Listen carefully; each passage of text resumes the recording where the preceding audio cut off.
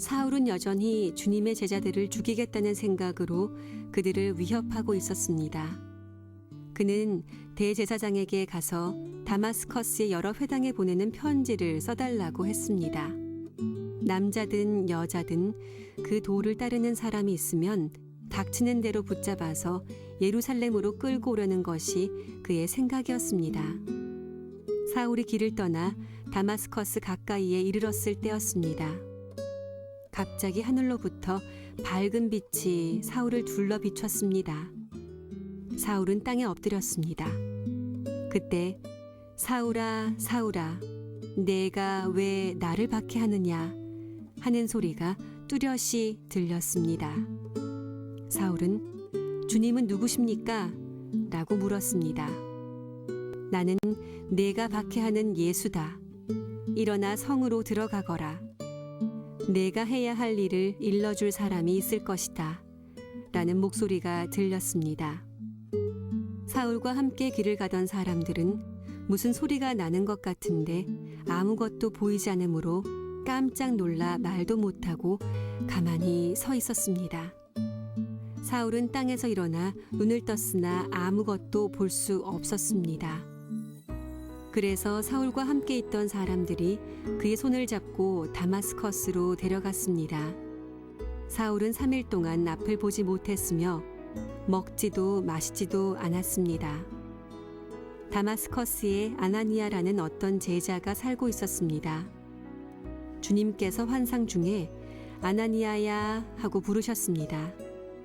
아나니아는 주님, 제가 여기 있습니다. 라고 대답했습니다. 주님께서 아나니아에게 말씀하셨습니다. 일어나 곧은 길이라고 하는 거리로 가거라. 그리고 유다의 집에서 사울이라는 다소 사람을 찾아라. 그가 지금 거기서 기도하고 있다. 그가 환상 속에서 아나니아라는 사람이 찾아와 자신에게 손을 얹어 시력을 회복시켜주는 것을 보았다. 아나니아가 대답했습니다. 주님, 제가 많은 사람들에게서 그 사람에 관한 소문을 들었는데 그가 예루살렘에 있는 주님의 성도들에게 많은 해를 입혔다고 합니다. 그리고 그 사람은 대제사장들에게서 주님의 이름을 믿는 모든 사람들을 잡아갈 수 있는 권한을 받아가지고 이곳에 왔다고 합니다. 그러나 주님께서 아나니아에게 말씀하셨습니다. 가거라. 그는 이방 사람들과 여러 왕들과 이스라엘 백성 앞에서 나의 이름을 전하도록 선택된 나의 도구이다. 그가 내 이름을 위해 얼마나 많은 고난을 당해야 할지를 내가 그에게 보여주겠다. 아나니아는 그곳을 떠나 사울이 있는 집으로 가서 사울에게 손을 얹고 말했습니다. 사울 형제여, 그대가 이리로 오는 길에 나타나셨던 주 예수님께서 나를 보내셨습니다. 예수님께서 나를 보내신 것은 그대의 시력을 다시 회복하고 성령으로 충만하게 하려는 것입니다. 그러자 곧 사울의 눈에서 비늘 같은 것이 떨어져 나가고 사울은 다시 보게 되었습니다. 사울은 일어나 세례를 받았습니다. 그는 음식을 먹고 기운을 되찾았습니다. 사울은 며칠 동안 다마스커스에 있는 제자들과 함께 지냈습니다. 할렐루야. 네, 하나님께 감사의 박수를 드리겠습니다. 네, 우리 가슴에 손을 얹고 함께 말씀을 먼저 믿음을 고백하겠습니다. 제가 먼저 고백하겠습니다. 하나님은 나를 사랑하십니다. 나는 그 사랑 안에 있습니다. 하나님은 오늘 나에게 말씀하실 것입니다. 그 말씀에 능력이 있습니다. 그 말씀에 생명이 있습니다. 나의 마음을 하나님께 열겠습니다. 나의 생각을 예수님께 집중하겠습니다. 들은 만큼 변합니다. 들은 만큼 행복해집니다. 오늘 저희가 함께 나눌 말씀은 사도행전 9장 말씀입니다. 청년 사울이 예수님을 만나서 인생이 변화되어지는 아주 중요한 사건이 있는 그런 본문입니다. 사울이 예수님을 만나서 바울이 되었다. 보통 우리가 이렇게 표현을 합니다. 이 말은 이름을 바꿨다는 얘기가 아닙니다. 원래 사울이 태어난 곳이 지금의 터키 남부 지역인 길리기아라는 지역에 다소라는 곳에 태어났는데, 그는 나면서부터 로마 시민이었습니다. 그래서 그는 바울이라고 하는 로마식 이름을 가지고 있었고, 또 그는 유대인이었기 때문에 사울이라고 하는 히브리식 이름도 같이 가지고 있었습니다. 그가 성장하여서 예루살렘으로 유학을 가게 되어서 가말리엘이라는 위대한 랍비 밑에서 율법을 배우게 되었는데, 그가 유대 공동체에 있을 때에는 사울이라고 하는 히브리식 이름을 썼고, 또 그가 나중에 이방인들을 위한 선교 사역을 할 때에는 로마식 이름인 바울이라는 이름으로 계속 자기를 소개하고 나타내주고 있습니다.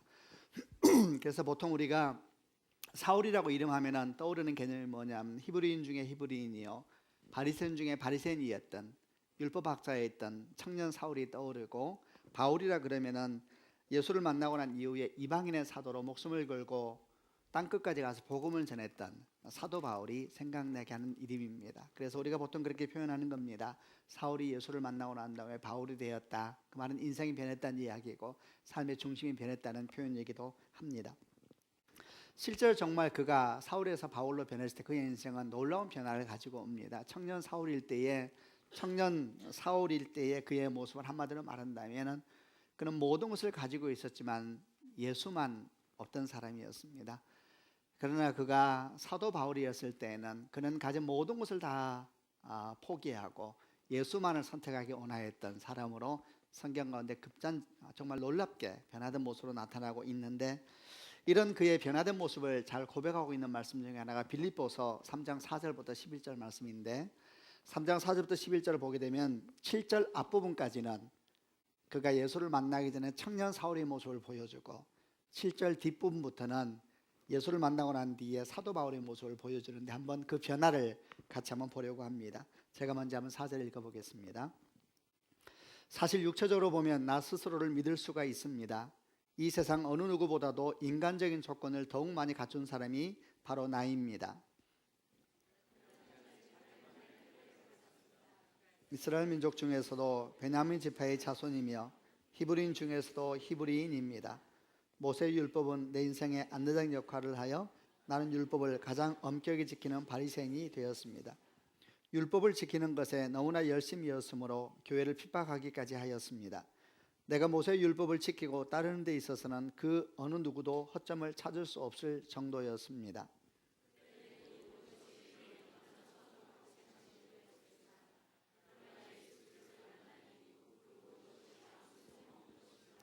제가 7절을 한 번 더 읽어볼게요. 그때는 이 모든 것이 내게 너무나 소중하고 가치 있는 것들이었습니다. 그때가 이제 앞에 쭉 설명했던 청년 사울의 시간을 말하는 겁니다. 그러나 예수 그리스도를 만나고 난 이후 그 모든 것은 아무 쓸모없는 것임을 알았습니다. 그것들뿐만 아니라 이 세상 그 어떤 것도 내 주 예수 그리스도를 아는 것과 비교가 되지 않습니다. 예수 그리스도를 위하여 나는 모든 것을 버렸습니다. 모든 것이 쓰레기처럼 아무런 가치가 없다는 것을 이제 압니다. 이로써 나는 그리스도를 알게 되었습니다.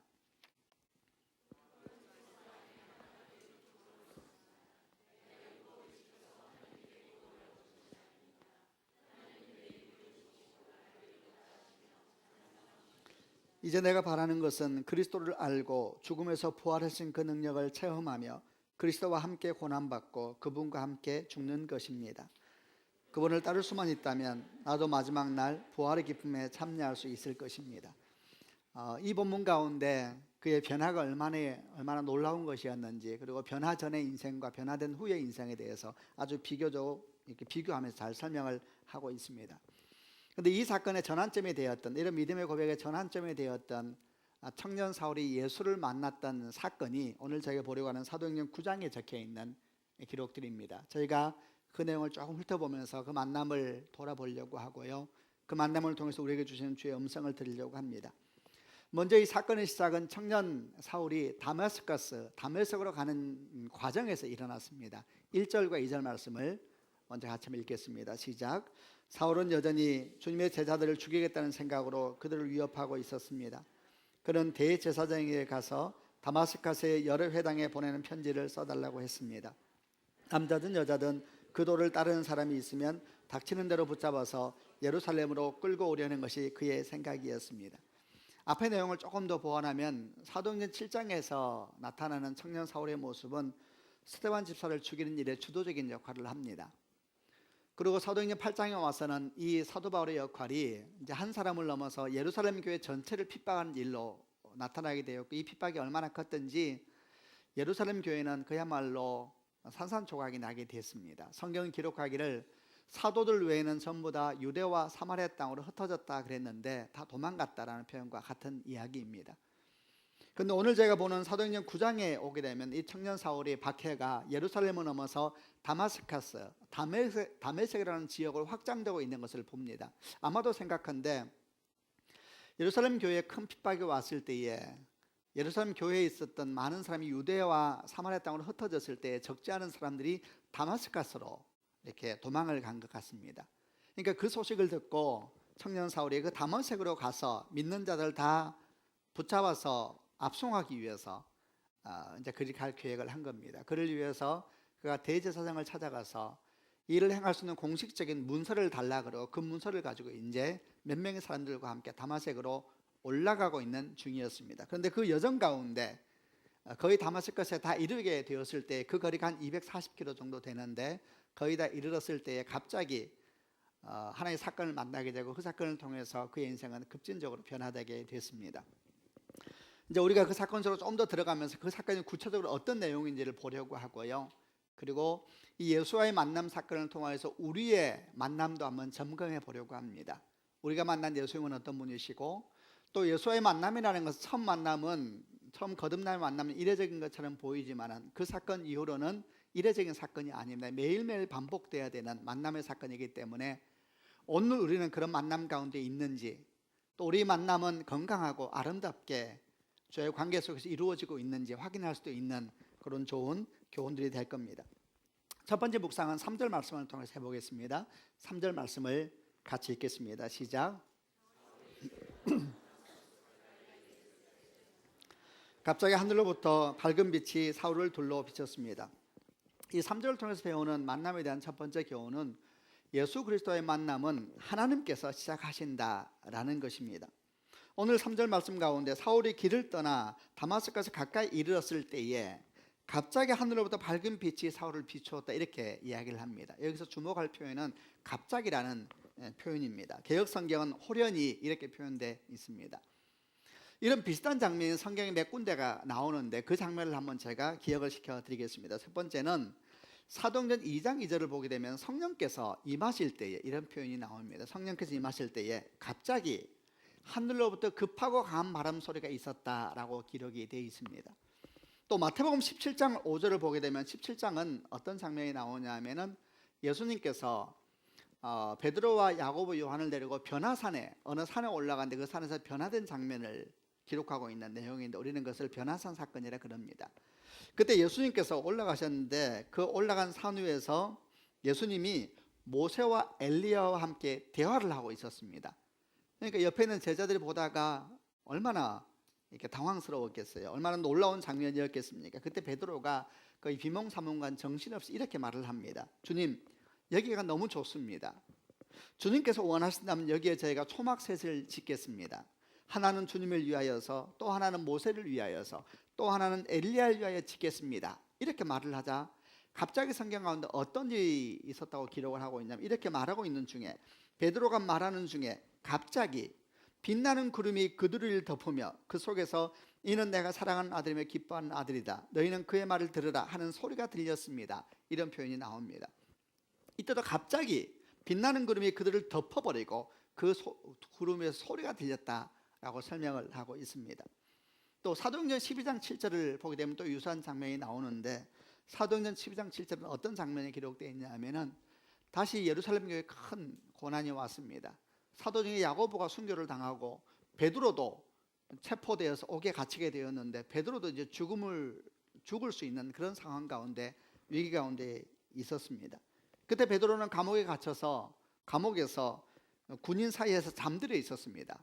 그 밤에 있었던 내용을 기록을 합니다.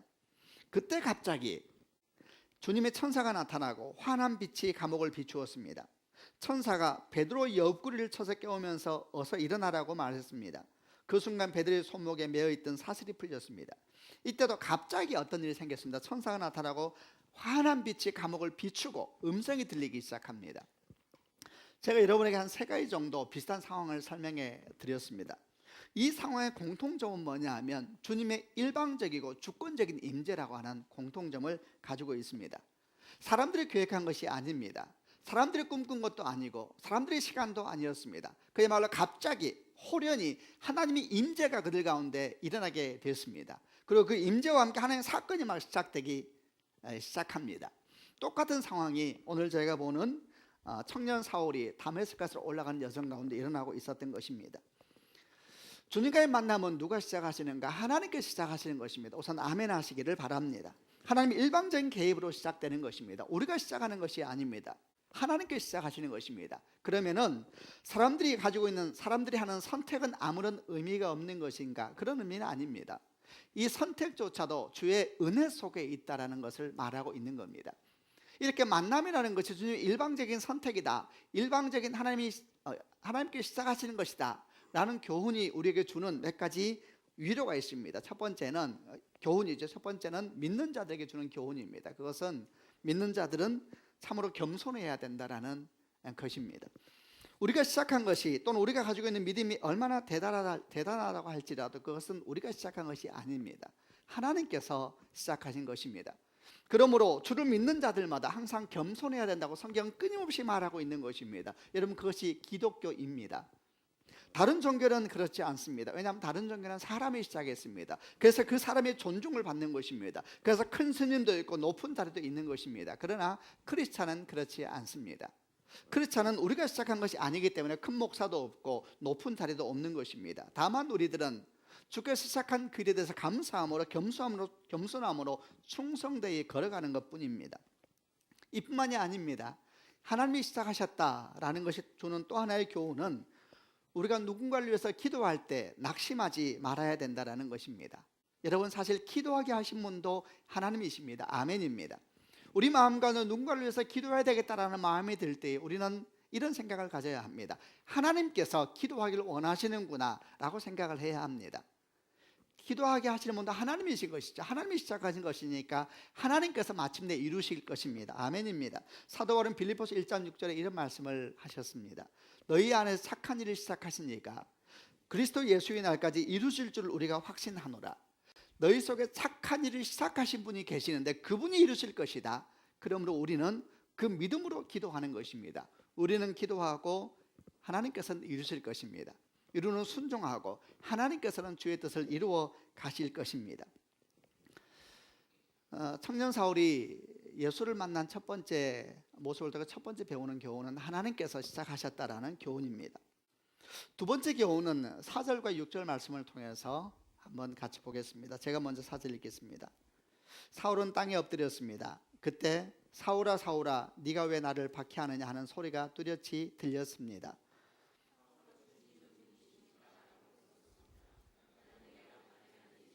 6절은 같이 읽겠습니다. 일어나 성으로 들어가거라. 네가 해야 할 일을 일러줄 사람이 있을 것이다 라는 목소리가 들렸습니다. 두 번째 주님과의 만남은 주의 말씀이 들리는 경험입니다. 빛이 임하였을 때 사도 바울은, 청년 사울은 땅에 엎드려졌습니다. 그럴 때 갑자기 음성이 들립니다. 사울아 사울아 어찌하여 네가 나를 핍박하느냐. 성경은 이렇게 말하고 있습니다. 그 소리가 뚜렷하게 들렸다 이렇게 되어 있죠. 그러자 청년 사울이 말을 합니다. 주여 누이십니까? 다시 음성이 들립니다. 나는 네가 핍박하는 예수이다 라는 음성이 들리게 된 겁니다. 하나님과의 만남은 음성이 들리는 경험입니다. 그런데 여기서 조금 더 중요한 것이 하나 있는데, 그 음성이 들릴 때 그 음성이 내게 들리는 음성이어야 된다는 것입니다. 이 청년 사울이 말씀을 들었던, 이 음성을 들은 상황을 보면 조금 재미있는 장면 하나 나오는데 7절에 있는 말씀입니다. 7절에 이런 말이 나옵니다. 사울과 함께 길을 걸어가던 사람들은 무슨 소리가 나는 것 같은데 아무것도 보이지 않으므로 깜짝 놀라 말도 못하고 가만히 서 있었습니다. 여러분, 주께서 말씀하실 때에 사울만 들은 게 아닙니다. 다른 사람도 들었습니다. 근데 성경은 그들이 들은 말씀을 뭐라고 표현하냐면 뭔가 들은 것 같은데 라고 얘기를 합니다. 뭔가 들은 것 같은데 라는 말씀이죠. 재미있지 않습니까? 이 표현이. 말씀이 들을 때에 함께 들었지만은 어떤 사람에게는 그 말씀이 주를 만나는 말씀이 되고 어떤 사람에게는 뭔가 들은 것 같은데 라는 말씀으로 끝나버린다라는 겁니다. 왜냐하면 그에게 말씀이 들어오지 않았기 때문에 그런 겁니다. 예를 들면 이런 것이지요. 설교를 들을 때에 여러 반응들이 있습니다. 어떤 사람은 설교를 들을 때 이렇게 반응합니다. 야, 이 말씀은 우리 아내가 들어야 되는데, 이렇게 생각하는 사람이 있는가 하면, 또 어떤 사람은 야, 이런 말씀은 우리 목사님이 좀 들어야 되는데, 이 말씀은 야, 그 인간이 좀 들어야 되는데 꼭 들어야 될 때 없어, 이렇게 생각하면서 말씀을 듣는 분들이 있죠. 이런 마음은 말씀을 사실은 통하여서 주님을 만나는 경험이 있을 수가 없습니다. 내게 말씀이 와야 됩니다. 실제로 내게 말씀이 왔을 때 어떤 일이 생기는가에 대한 좋은 성경의 기록이 사도행전 2장에 나타나는데, 사도행전 2장은 성령께서 임하시고 난 다음에 있었던 사건입니다. 성령이 불처럼 바람처럼 임하여 난 다음에 제자들의 마음은 뜨거워지고 그들은 문을 열고 광장으로 뛰쳐나가서 광장에 있는 전 세계에서 온 사람들에게 복음을 선포하기 시작했습니다. 그러자가 한 사람이, 베드로가 주변 모든 사람을 조용히 시켜놓은 다음에 설교를 하기 시작했습니다. 예수 그리스도에 대해 설교를 막 다 하고 났을 때에 그 설교를 듣고 있던 유대인들이 어떻게 반응하기 시작하냐면 이렇게 반응을 합니다. 사도행전 2장 37절인데요. 사람들은 이 말을 듣고 마음이 찔렸습니다. 그래서 베드로와 다른 사도들에게 우리가 어떻게 하면 좋겠습니까? 라고 물었습니다. 이렇게 기록되어 있습니다. 이게 바로 말씀이 이 사람들에게 임한 사건입니다. 말씀에 개인이 임하면 어떤 일이 생기냐면, 그럼 나는 어떻게 해야 됩니까? 라는 마음이, 생각이 올라옵니다. 주여, 나보고 어떻게 하란 말입니까? 왜 자꾸 그러세요 주님? 나보고 어떻게 하란 말이에요? 이런 마음의 생각이 들어오는 것은 말씀이 그에게 들어간 것입니다. 그리고 그에게 말씀이 임하였을 때 어떤 일이 생겼습니까? 유대인들이 말합니다. 베드로에게, 형제여, 우리는 어떻게 해야 됩니까? 그자 베드로가 말합니다. 주 예수 이름으로 세례를 받고 회개하라. 그러면 성령이 임하게 될 것이다. 이렇게 말하고 그들은 그 말씀을 따라 회개하고 예수 이름을 영접하였을 때에 그날 주 앞에 회개하고 돌아온 사람이 3,000명이 이르렀다라고 성경은 기록을 하고 있는 것입니다. 말씀이 선포되었을 때 그 말씀에 개인에게 말씀이 들리는 경험이 되기 시작하면 하나님의 역사가 일어나게 되는 겁니다. 여러분, 이런 역사가 여러분에게 있기를 주님의 이름으로 축원합니다. 말씀이 들려지고 그 말씀이 내 말씀이 되기 시작할 때에 바로 그 상황과 그 경험을 통하여서 주를 만나는 사건들이 그에게 일어나게 되는 것입니다. 또 한 가지, 세 번째, 주님과의 만남을 통해서 배우게 되는 교훈은 똑같은 본문에서 배우게 되는 겁니다. 4절부터 6절까지를 한 번 더 같이 읽어보겠습니다. 여러분 4절 읽겠습니다. 시작. 사울은 땅에 엎드렸습니다. 그때 사울아 사울아 네가 왜 나를 박해하느냐 하는 소리가 뚜렷이 들렸습니다. 사울은 주님은 누구십니까? 라고 물었습니다. 나는 네가 박해하는 예수다. 6절. 일어나 성으로 들어가라. 네가 해야 할 일을 일러줄 사람이 있을 것이다 라는 목소리가 들렸습니다. 두 번째, 주를 만날 때 그의 음성이 들리는 경험이 주를 만나는 경험이다 그랬는데, 세 번째는 같은 본문인데, 주님을 만난다는 것은 주님의 마음과 주님이 느껴지는 경험을 말하는 것입니다. 음성이 들려왔습니다. 사울아 사울아 네가 왜 나를 핍박하느냐? 주여 네시오니까 나는 네가 핍박하는 예수이다. 여러분, 이런 음성을 청년 사울이 들었을 때 청년 사울의 마음이 어떤 일이 생겼을 것 같습니까? 아마도 청년 사울의 마음은 엄청난 충격을 받았을 것입니다. 그리고 동시에 주님과의 대화 속에서 우리 주님이 얼마나 마음 아파하고 있는지, 주의 마음이 얼마나 슬픈가에 대해서도 느꼈을 것입니다. 주님께서 가지고 계신 아픔에 대한 마음들이 청년 사울이 당연히 느껴졌을 것입니다. 그 아픔은 뭐겠습니까? 그것은 고통받는 성도를 인해서 받는 아픔이었습니다.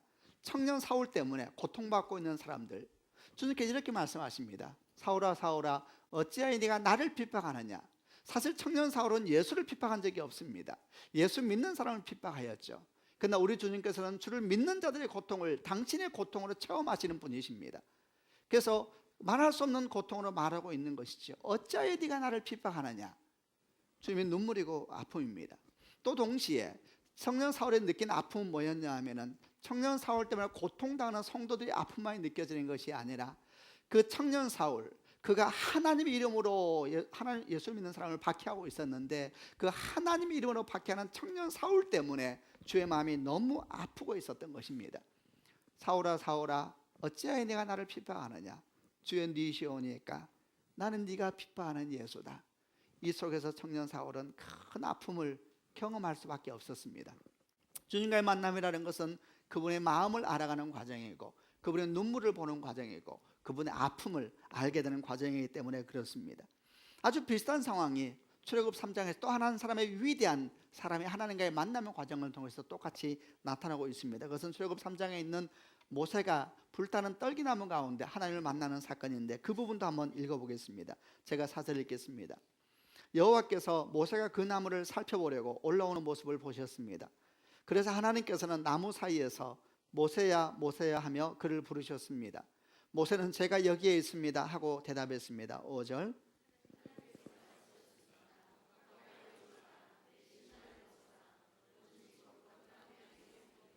나는 네 조상의 하나님이다. 나는 아브라함의 하나님, 이삭의 하나님, 야곱의 하나님이다. 모세는 하나님을 바라보는 것이 두려워서 얼굴을 가렸습니다. 7절을 같이 읽겠습니다. 여호와께서 말씀하셨습니다. 나는 내 백성이 이집트에서 고통당하는 것을 보았고 또 이집트의 노예 감독들이 내 백성을 때릴 때에 그들이 울부짖음을 들었다. 나는 그들이 얼마나 괴로워한지를 알고 있다. 보십시오. 우리 하나님께서 모세를 불타는 떨기나무가 만날 때에 모세는 신기하여서 그 떨기나무를 향해서 가까이 갔습니다. 그때 주의 음성이 들려옵니다. 모세야 모세야. 아주 비슷한 상황이죠. 제가 여기 있습니다. 더 가까이 오지 마라. 네 신을 보소라. 이곳은 거룩한 땅이다. 그리고 당신을 소개하십니다. 나는 아브라함의 하나님이고 이삭의 하나님이고 야곱의 하나님이다. 그러자 모세가 얼굴을 가립니다. 그러자 하나님께서 뭐라고 말씀하십니까? 바로 당신의 고통스러움에 대해서 아픔에 대해서 말씀하기 시작합니다. 하나님께 모세에게 당신을 소개하고 난 다음 이렇게 말씀하지 않았습니다. 모세야 이제는 대단한 일을 하게 될 거야. 너는 이제부터 위대한 사람이 될 거야. 너 날 만났잖아. 인생이 이제 놀랍게 변하게 될 거야. 이런 말씀을 하지 않습니다. 주님은 당신을 소개하자마자 당신 아픔을 막 토하기 시작합니다. 마치 엉어리처럼 엉켜 있었던 당신의 아픔을 토하기 시작합니다. 내 백성이 이집트에서 고통당하고 있는 것을 보았다. 또 이집트의 노예 감독들이 내 백성을 때릴 때에 그들이 울부짖는 소리를 들었다. 나는 그들이 얼마나 괴로워한지를 알고 있다. 하나님 마음에 있었던 응어리들이 매침들이 모세를 보자마자 밖으로 튀어나오고 있는 모습을 보여주는 것입니다. 하나님과의 만남은 그분의 눈물을 보는 여정이고 그분의 아픔을 깨달아가는 과정이고 그분의 마음을 알아가는 것입니다. 그리고 그분의 눈물을 본 사람들, 그분의 아픔을 본 사람들은 결코 인생을 똑같이 살지 못했습니다. 그들은 달려갔고 뛰어갔고 그리고 인생의 모든 것을 주님께 드렸습니다. 그것이 선교입니다. 그것이 그리고 헌신입니다. 그리고 그것이 주님과 함께 동행하는 인생의 여정이었습니다. 선교를 간다고 하면서도 눈물을 보지 못하는 사람들, 아픔을 알지 못하고 하는 사람은 낙심할 수밖에 없습니다. 분노하고 스스로 절망할 수밖에 없습니다. 왜냐하면 선교라는 것은 주의 눈물을 닦아드리는 것이고 그분의 아픔을 덜어드리는 것인데 아픔을 본 적도 없고 눈물을 본 적도 없으면 어떻게 거기서 하나님의 역사가 일어나게 되겠습니까? 주님과의 만남은 그 부분의 아픔을 만나는 것이고 그분의 눈물을 보는 경험이기 때문에 그렇습니다. 네 번째, 또 주님과의 만남은 무엇입니까? 8절부터 9절까지 말씀을 같이 한번 보겠습니다. 제가 먼저 8절 말씀을 읽겠습니다. 사울은 땅에서 일어나 눈을 떴으나 아무것도 볼 수 없었습니다. 그래서 사울과 함께 있던 사람들이 그의 손을 잡고 다마스커스로 데려갔습니다. 9절 3일 동안 앞을 보지 못했으며 먹지도 마시지도 않았습니다. 주님과의 만남은 또 무슨 경험인가? 그것은 세상을 향하여서 눈이 감겨지는 경험입니다. 빛이 임하고 주의 음성이 들리고 그리고 주의 눈물과 마음을 알게 되었을 때 이미 청년 사울은 서서히 없어지고 있었습니다. 그는 주저앉아 있다가 소리가 들리다 땅에서 일어났습니다. 그리고 눈을 떴습니다. 보이지가 않았습니다. 눈을 안 뜬 것이 아니고 눈을 떴는데 보이지가 않았습니다. 아무것도 안 보였습니다. 그래서 그는 주변에 있는 사람의 도움을 받고 다마스커스로 갔습니다. 그리고 3일 동안 아무것도 보지 못하고 먹지 못하고 마시지도 못했습니다. 다른 성경을 보게 되면 그는 3일 동안 주 앞에 머물러 있었고 전심으로 기도하고 있었습니다. 이런 과정을 통해서 우리가 배우게 되는 또 하나의 교훈은 주님과의 만남은 세상을 보는 눈이 감겨지는 경험이라는 것입니다. 이전까지는 보이는 대로 보았습니다. 들리는 대로 들었습니다. 자기 감정이 이끄는 대로 행동했습니다. 그러나 주의 음성이 들리고 주의 마음이 느껴지기 시작하고 주의 눈물이 보이기 시작하면 그렇게 할 수가 없습니다. 이제는 보이는 것만 볼 수가 없습니다. 들리는 것만 들을 수가 없습니다. 내 마음의 감정대로 살 수가 없습니다. 마음에 또 다른 열정이 생깁니다. 내 귀로 듣지 못하는 걸 듣고 싶고 내 눈으로 보지 못하는 걸 보고 싶고 내 감정이 느끼지 못했던 것을 느껴보고 싶은 열정이 일어나기 시작합니다. 성경은 그것을 말하기를 사람들이 말이 아니라 주의 음성을 듣고 싶은 열망이라고 합니다. 그 사람이 아니라 속 사람을 향한 열망이라고 합니다. 보이는 것이 아니라 보이지 않는 것에 대한 열망이고 땅이 아니라 하늘에 대한 열망이 그의 삶 가운데 일어나게 되는 것입니다. 훗날 사도 바울은 고린도 교회에 보내는 편지에서 이렇게 고백을 하고 있습니다. 그러므로 우리는 낙심하지 않습니다. 우리 겉사람은 점점 낡아지지만 우리 속사람은 날마다 새로워지고 있습니다. 우리는 보이는 것의 시선을 고정시키는 것이 아니라 보이지 않는 것들의 시선을 고정합니다. 이는 보이는 것은 한순간이지만 보이지 않는 것은 영원하기 때문입니다. 세상을 향하여 눈이 감겨지는 경험이 우리 가운데 시작되었다면, 내가 이제 보는 것만 볼 수 없어 라는 마음의 도전이 시작됐다면 하나님의 역사가 우리 가운데 일어나고 있는 것입니다. 다섯 번째, 또 주님과의 만남은 우리에게 무엇을 가르쳐 주는가? 그것은 같은 길을 걸으면서도 같은 방향을 가면서도 걷는 목적이 바뀌는 경험입니다. 청년 사울은 예루살렘에서 출발하여서 다메섹으로 가는 길이었습니다. 그리고 그 중간에 예수님을 만나게 되었죠. 주님은 계속해서 가라 그러십니다. 계속 가라. 성 안에 네가 만날 사람이 있다, 이렇게 말씀을 했기 때문에 사울은 예수를 만나고 난 뒤에도 계속 같은 목적지를 향해서 걸어갔습니다. 그러나 여러분, 같은 길을 걷지만은 걷는 목적이 바뀌었습니다. 같은 방향에서 가고 있지만은 그의 중심은 완전히 바뀌어버린 경험이 그에게 일어나고 있었던 겁니다. 이전에는 죽이기 위해서 가는 길이었습니다. 묻기 위해서, 파괴하기 위해서 가는 길이었습니다. 이제는 자기 안에 있는 열망과 열정과 열심을 따라 가는 길이었습니다. 그러나 이제는 살리기 위해서 가는 길이고, 풀기 위해서 가는 길이고, 자유하기 위해서 가는 길이고, 내 꿈과 내 열정이 아니라 주님께서 가라 하시니 걷고 있는 길로 바뀐 것입니다. 사도 바울은 갈라디아 교회에 이렇게 편지를 보냈습니다. 내가 그리스도와 함께 십자가에 못 박혔나니 그런즉 이제는 내가 산 것이 아니요 내 안에 그리스도께서 사시는 것입니다. 이제 내가 육체 가운데 사는 것은 나를 사랑하사 나를 위하여 자기 몸을 버리신 하나님의 아들을 믿는 믿음 안에서 사는 것입니다. 바로 이 고백이 주를 만난 자의 삶에 나타나는 경험인 것입니다. 똑같이 살아도 똑같이 살지 않습니다. 똑같은 직장을 다니고 똑같은 하루를 시작해도 똑같이 하루가 아닙니다. 똑같이 아이를 길러도 목적이 바뀌고, 똑같이 돈을 벌어도 목적이 바뀌고, 똑같이 아침에 눈을 떠도 그 아침의 이유가 바뀌고, 똑같이 열심히 살아도 열심히 사는 이유가 바뀌고, 같은 곳을 향해서 걸어가도 목적이 바뀌는 것, 그것이 바로 주를 만나는 사람들에게 나타난 사건이기 때문에 그렇습니다. 마지막으로 여섯 번째, 또 주님과의 만남은 무엇입니까? 주님과의 만남은 교회와의 만남으로 이어진다라는 것입니다. 5절 말씀과 6절 말씀을 같이 한번 읽어보겠습니다. 시작. 사울은 주님은 누구십니까? 라고 물었습니다. 나는 네가 박해하는 예수다. 일어나 성으로 들어가거라. 네가 해야 할 일을 일러줄 사람이 있을 것이다 라는 목소리가 들렸습니다. 아주 참 재미있는 기록이 나옵니다. 주님 누구십니까? 나는 네가 핍박하는 예수다. 그때 주님께서 말씀하세요. 일어나 성으로 들어가라. 네가 해야 할 일을 일러줄 사람이 있을 것이다, 이렇게 말씀하세요. 직접 말씀을 안 하세요. 주님께서 만나는 것도 중요하지만 어쩌면 못지않게 중요한 것이 그의 인생의 사명이지요. 그런데 하나님, 예수님께 직접 그 사명을 말씀하지 않으시고 성 안에 들어가라, 너에게 그것을 알려줄 사람이 있을 것이다, 이렇게 말씀하고 있다는 겁니다. 여러분, 주님이 직접 말씀할 수도 있었겠죠. 직접 말씀하셨으면 얼마나 깔끔했겠습니까? 또 사도 바울이 복음을 전할 때 곳곳에서 간증을 했었는데 그 간증이 얼마나 파워풀했겠습니까? 혼자 제가 한번 그 간증을 생각해 봤습니다. 이렇게 간증한다고 생각해 보세요. 제가 다메섹에서 주님을 만났습니다. 큰 빛이 저를 덮을 때에 저는 주의 음성을 들었습니다. 저는 주의 눈물을 보았습니다. 주의 마음을 보았습니다. 제가 주의 마음과 눈물을 보면서 앉아 있을 때에 주님께서 뚜렷하게 말씀하셨습니다. 너네 이제 이방인을 위한 사도가 될 것이다. 너는 누구를 만나야 되며 어디로 가야 되면 어떤 코스를 걷게 될 것이며 어떻게 하게 될 것이다. 뚜렷하게 말씀하셨습니다. 그리고 저는 여기까지 오게 된 것입니다. 이렇게 간증했다면 얼마나 깔끔합니까? 얼마나 멋있습니까? 근데 주님은 그렇게 하지 않으시고 이렇게 말씀하십니다.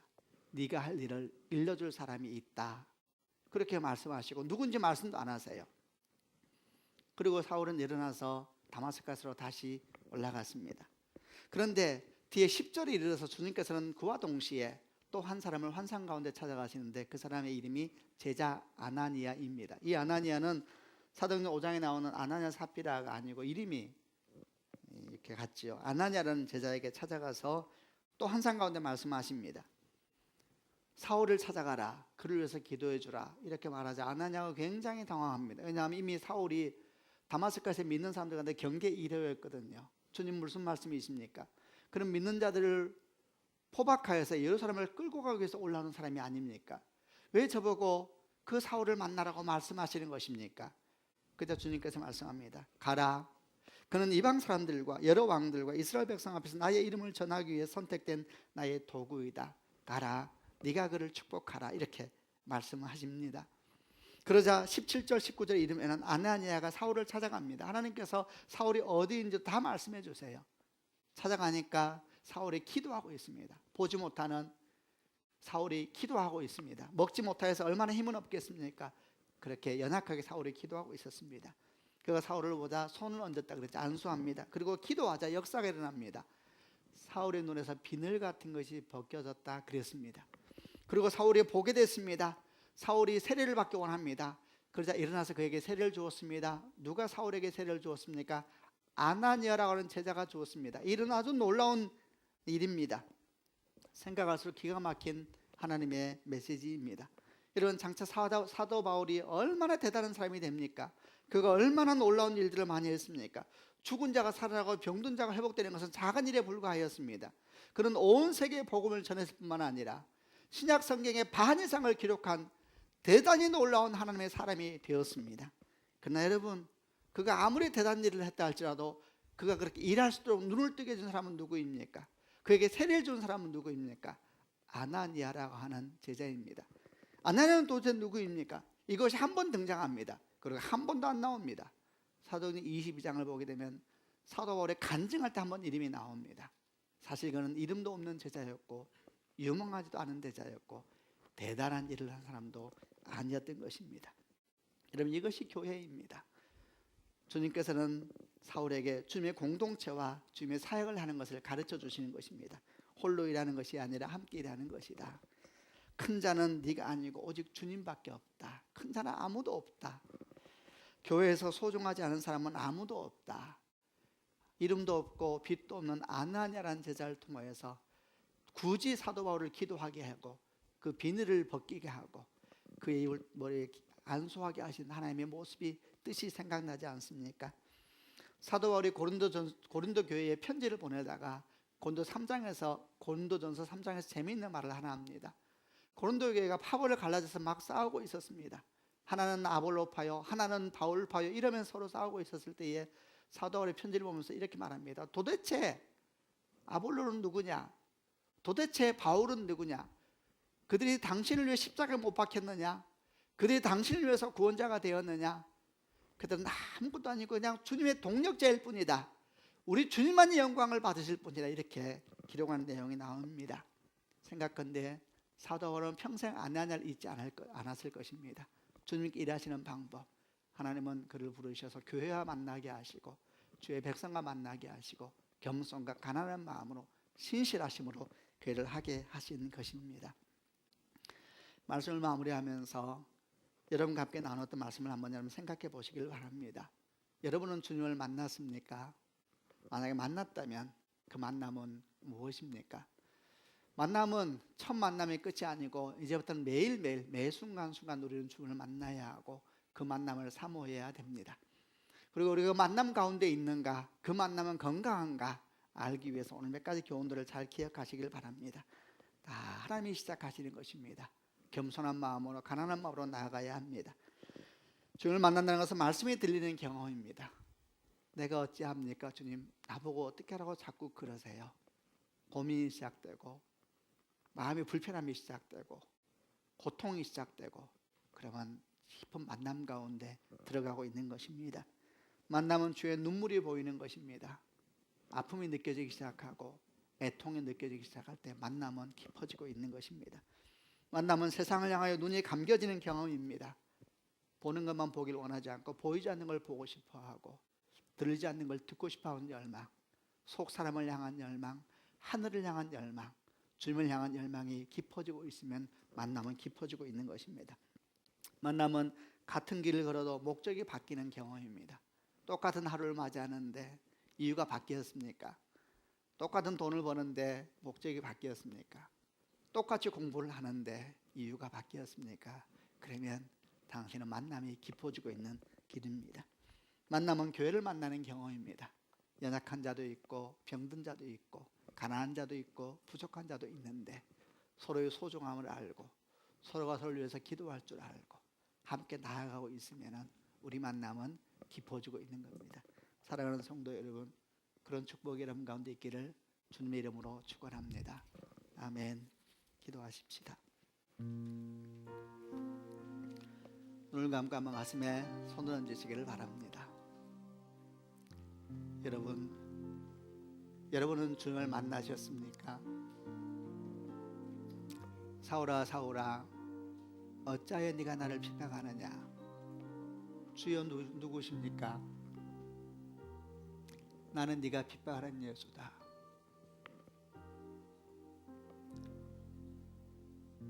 주님 나보고 어찌하란 말입니까? 주님 저보고 어찌하란 말입니까? 마음이 아파오기 시작하고 말이 없어지기 시작하고 주님의 아픔이 느껴지기 시작하고 다른 것이 보이기 시작하고 다른 마음이 들기 시작하면 사도행전 9장의 역사가 우리에게도 시작되고 있는 것입니다. 하나님이여 오늘도 주를 만나기를 원하고 내일도 주를 만나기를 원하고 영원토록 주를 만나기를 원합니다. 우리 가운데